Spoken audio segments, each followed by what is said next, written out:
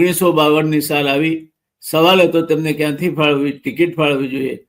નંદાજીના નસીબમાં કેવી કુટિલ ચાલનો સામનો કરવાનું લખાયું હતું કે એમને ચૂંટણી લડવા માટે સાબરકાંઠા મોકલવામાં આવ્યા. અને ત્યાં આ શકુનીએ શું કર્યું? નંદાજી ફાવ્યા કે નહીં ફાવ્યા? નંદાજી ચૂંટણી લડ્યા, એમાં જીત્યા કે હાર્યા? એના અનુભવો કેવા રહ્યા?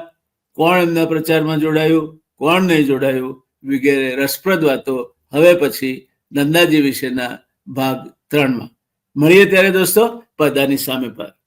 પણ ત્યાં સુધી તમે જો રજીસ્ટ્રેશન ન કરાવ્યું હોય, સબસ્ક્રાઇબ ન કર્યું હોય, તમારા દોસ્તારોને તમારી સાથે ન જોડ્યા હોય, ચોક્કસ જોડી દેજો.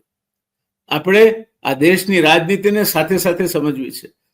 વધારે ને વધારે યુવા નેતાઓ રાજનીતિમાં આવે, વધારે ને વધારે યુવા નેતાઓ રાજનીતિમાં સફળ થાય, વધારે ને વધારે ભણેલ ગણેલ માણસો રાજનીતિમાં આવે, એ માટેની આ મુહિમ છે. આ મુહિમમાં તમારે જોડાવાનું છે. તમારે એના એ ચળવળના સારથી બનવાનું છે. હું તો નિમિત્ત માત્ર છું. હું દિલથી યુવાન છું. તમે ઉંમરથી અને દિલથી બંને રીતે યુવાન છો. જોડાશો ને? જોડાશો કે નહીં જોડાજો? હા ને? આપણે આ દેશને સાચા અર્થમાં દુનિયાનો નેતૃત્વ કરતો અને છતાંય ઠંડી ગજવેલની તાકાતથી દુનિયાને ધ્રુજાવતા દેશ તરીકે જોવો છે.